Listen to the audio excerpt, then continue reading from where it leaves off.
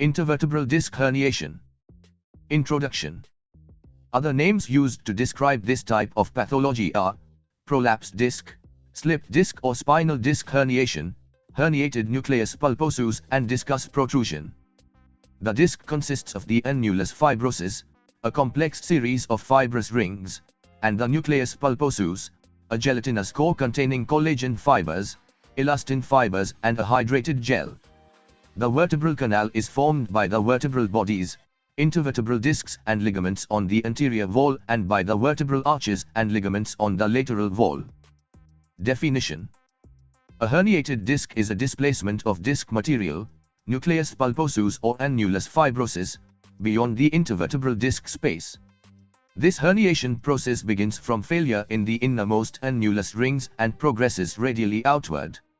The damage to the annulus of the disc appears to be associated with fully flexing the spine for a repeated or prolonged period of time.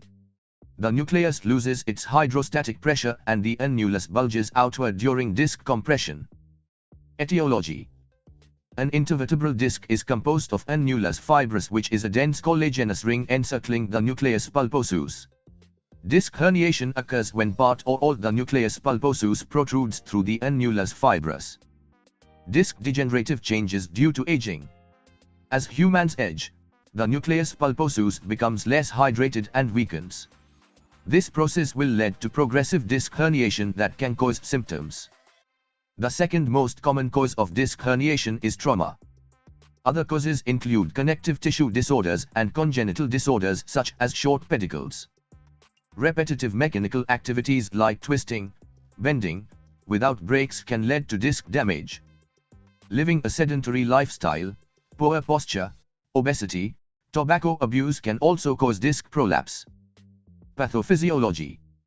The pathophysiology of herniated discs is believed to be a combination of the mechanical compression of the nerve by the bulging nucleus pulposus and the local increase in inflammatory chemokines. A tear can occur within the annulus fibrosis. The material of the nucleus pulposus can track through this tear and into the intervertebral or vertebral foramen to impinge neural structure. The changes consists of nuclear degeneration, nuclear displacement, and stage of fibrosis. Types of herniations. Posterolateral disc herniation. Protrusion is usually posterolateral into vertebral canal. Protruded disc usually compresses next lower nerve as the nerve crosses the level of disc in its path to its foramen. Example, protrusion of L5 usually affects S1. Central, posterior, herniation, it is less frequent. A protruded disc above second vertebra may compress the spinal cord itself or may lead to cauda equina syndrome. Lateral disc herniation, nerve root compression happens above the level of herniation. L4 nerve root is most often involved. Stages of herniation. There are 4 stages of herniated discs. Bulging, extension of the disc margin beyond the margins of the adjacent vertebral end plates. Protrusion, the posterior longitudinal ligament remains intact but the nucleus pulposus impinges on the annulus fibrosis. Extrusion, the nuclear material emerges through the annular fibers but the posterior longitudinal ligament remains intact. Sequestration, the nuclear material emerges through the annular fibers and the posterior longitudinal ligament is disrupted. A portion of the nucleus pulposus has protruded into the epidural space. Epidemiology. The incidence of herniated disc is about 5 to 20 cases per 1,000 adults annually and is most common in people in their 3rd to the 5th decade of life, with a male to female ratio of 2:1. In 95% of the lumbar disc herniation, the L4, L5 and L5S1 discs are affected. Lumbar disc herniation occurs 15 times more than cervical disc herniation, and is an important cause of lower back pain. History and examination. Cervical spine. History. In the cervical spine, the C6-7 is the most common herniation disc that causes symptoms, mostly radiculopathy. History in these patients should include the chief complaint, the onset of symptoms, where the pain starts and radiates. History should include if there are any past treatments. Physical examination. On physical examination, particular attention should be given to weaknesses and sensory disturbances, and their myotome and dermatomal distribution. Typical findings of solitary nerve lesion due to compression by herniated disc in cervical spine. C5 nerve, neck, shoulder, and scapular pain, lateral arm numbness, and weakness during shoulder abduction, external rotation, elbow flexion, and forearm supination. The reflexes affected are the biceps and brachioradialis. C6 nerve, neck, shoulder, scapula, and lateral arm, forearm, and hand pain, along with lateral forearm, thumb, and index finger numbness. Weakness during shoulder abduction, external rotation, elbow flexion, and forearm supination and pronation is common. The reflexes affected are the biceps and brachioradialis. C7 nerve, neck, shoulder, middle finger pain are common, along with the index, middle finger, and palm numbness. Weakness on the elbow and wrist are common, along with weakness during radial extension, forearm pronation, and wrist flexion may occur. The reflex affected is the triceps. C8 nerve, neck, shoulder, and medial forearm pain, with numbness on the medial forearm and medial hand. Weakness is common during finger extension, wrist, ulnar, extension, distal finger flexion, extension, abduction, and adduction, along with during distal thumb flexion. No reflexes are affected. T1 nerve, pain is common in the neck, medial arm, and forearm, whereas numbness is common on the anterior arm and medial forearm. Weakness can occur during thumb abduction, distal thumb flexion, and finger abduction and adduction. No reflexes are affected. Lumbar spine. History. In the lumbar spine, herniated disc can present with symptoms including sensory and motor abnormalities limited to specific myotome. History in these patients should include chief complaints, the onset of symptoms, where the pain starts and radiates. History should include if there are any past treatments. Physical examination. A careful neurological examination can help in localizing the level of the compression. The sensory loss, weakness, pain location and reflex loss associated with the different level are described below. Typical findings of solitary nerve lesion due to compression by herniated disc in lumbar spine. L1 nerve, pain and sensory loss are common in the inguinal region. Hip flexion weakness is rare, and no stretch reflex is affected. L2, L3, L4 nerves, back pain radiating into the anterior thigh and medial lower leg, sensory loss to the anterior thigh and sometimes medial lower leg, hip flexion and adduction weakness, knee extension weakness, decreased patellar reflex. L5 nerve, back, radiating into buttock, lateral thigh, lateral calf and dorsum foot, great toe, sensory loss on the lateral calf, dorsum of the foot, web space between first and second toe, weakness on hip abduction, knee flexion, foot dorsiflexion, toe extension and flexion, foot inversion and eversion, decreased semitendinosus semimembranosus reflex. S1 nerve, back, radiating into buttock, lateral or posterior thigh, posterior calf, lateral or plantar foot, sensory loss on posterior calf, lateral or plantar aspect of foot, weakness on hip extension, knee flexion, plantar flexion of the foot, Achilles tendon, medial buttock, perineal, and perianal region.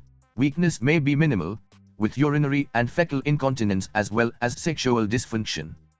S2, S4 nerves, sacral or buttock pain radiating into the posterior aspect of the leg or the perineum, sensory deficit on the medial buttock, perineal, and perianal region, absent bulbocavernosis, anal wink reflex. Signs and symptoms. Severe low back pain, radiating pain. Walking can be painful and difficult. Muscle spasm, tingling sensation, weakness or atrophy. Loss of bladder or bowel control. Some people may be asymptomatic. Slow and deliberate, tiptoe walking. Spine, trunk deviation. Antalgic or Trendelenburg gait. Paraspinal muscle spasm. Special tests. Cervical. Sperling test. Distraction test. Upper limb tension test. Shoulder abduction test. Tinel's sign. Lumbar. The straight leg raise test. The contralateral, crossed, straight leg raise test. Les's test. Bowstring test. Prone knee bending. Muscle weakness or paresis. Reflexes. Hyperextension test. The patient needs to passively mobilize the trunk over the full range of extension, while the knees stay extended. The test indicates that the radiant pain is caused by disc herniation if the pain deteriorates. Manual testing and sensory testing look for hypoesthesia, hypalgesia, tingling or numbness. Complications. Cauda equina syndrome. Chronic pain. Permanent nerve injury. Paralysis. Imaging. X-rays. These are very accessible at most clinics and outpatient offices. This imaging technique can be used to assess for any structural instability. If X-rays show an acute fracture, it needs to be further investigated using CT scan or MRI. CT scan, it is preferred study to visualize bony structures in the spine. It can also show calcified herniated discs, size, shape of spinal cord, contents surrounding it including soft tissue. It is less accessible in the office settings compared to X-rays. But it is more accessible than MRI. In the patients that have non-MRI comparable implanted devices, CT myelography can be performed to visualize herniated disc. MRI, it is the preferred and most sensitive study to visualize herniated disc. MRI findings will help surgeons and other providers plan procedural care if it is indicated. Disc protrusion and nerve root compression can be identified. WAST score, one of leg pain and one of back pain. Management. Medical management. Acute cervical and lumbar radiculopathies due to herniated disc are primarily managed with non-surgical treatments. NSAIDs and physical therapy are the first-line treatment modalities. Oral steroids like prednisone, methylprednisone, benzodiazepines of low dose, translaminar epidural injections and selective nerve root blocks are the second-line modalities. These are good modalities for managing disabling pain. Patients who fail conservative treatment or patients with neurological deficits need timely surgical consultation. Surgical treatment. As always, surgical treatment is the last resort. Surgical treatments for a herniated disc include laminectomies with discectomies, microdiscectomies depending on the cervical or lumbar area. Patients with a herniated disc in the cervical spine can be managed via an anterior approach that requires anterior cervical decompression and fusion. This patient can also be managed with artificial discs replacement. Other alternative surgical approaches to the lumbar spine include a lateral or anterior approach that requires complete discectomy and fusion. Intradiscal electrochemic therapy, nucleoplasty, chemonucleolysis, disc arthroplasty. Physical therapy management. Physical therapy often plays a major role in herniated disc recovery, involving below key points: ambulation and resumption of exercise, pain control, education maintaining healthy weight. Physical therapy programs are often recommended for the treatment of pain and restoration of functional and neurological deficits associated with symptomatic disc herniation. Active exercise therapy. Aerobic activity, e.g., walking, cycling. Directional preference, McKenzie approach. Flexibility exercises, e.g., yoga and stretching. Proprioception coordination balance, medicine ball and wobble tilt board. Strengthening exercises. Motor control exercises MCEs. General rules for exercise do and don'ts. Do exercise slowly. Hold exercise position for slow count of 5. Start with 5 repetition and work up to 10. Relax completely between the repetitions. Do exercise for 10 min twice a day. Care should be taken while doing exercise which can be painful. Exercise daily without fail.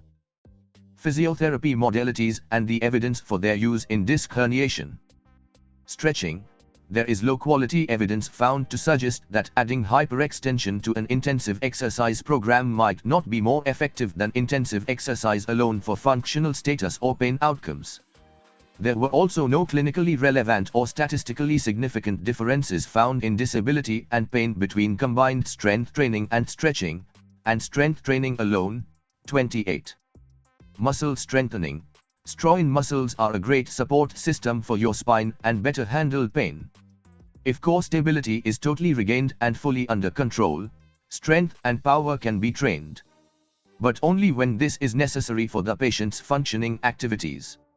This power needs to be avoided during the core stability exercises because of the combination of its two components, force and velocity.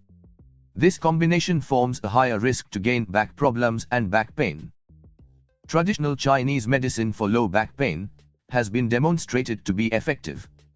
Reviews have demonstrated that acupressure, acupuncture and cupping can be efficacious in pain and disability for chronic low back pain, included disc herniation. Spinal manipulative therapy and mobilization. Spinal manipulative therapy and mobilization leads to short-term pain relief when suffering from acute low back pain. When looking at chronic low back pain, manipulation has an effect similar to said behavioral graded activity program. A global perceived recovery was better after a standard physiotherapy program than after a behavioral graded activity program in the short term. However, no differences were noted in the long term. Transcutaneous electrical nerve stimulation, TENS. TENS therapy contribute to pain relief and improvement of function and mobility of the lumbosacral spine. Manipulative treatment. Manipulative treatment on lumbar disc herniation appears to be safe, effective, and it seems to be better than other therapies. However, high-quality evidence is needed to be further investigated. Traction. A recent study has shown that traction therapy has positive effects on pain, disability and SLR on patients with intervertebral disc herniation. Also, one trial found some additional benefit from adding mechanical traction to medication and electrotherapy. 2. Aquatic vertical traction. In patients with low back pain and signs of nerve root compression, this method had greater effects on spinal height, the relieving of pain, lowering the centralization response and lowering the intensity of pain than the assuming of a supine flexing position on land. Hot therapies may use heat to increase blood flow to the target area. Blood helps heal the area by delivering extra oxygen and nutrients. Blood also removes waste byproducts from muscle spasms. Cryotherapy reduces spasm and inflammation in acute phase. Shortwave diathermy, pulsed SWD in acute condition and continuous SWD in chronic condition. Ultrasound, as phonophores, it increases extensibility of connective tissues.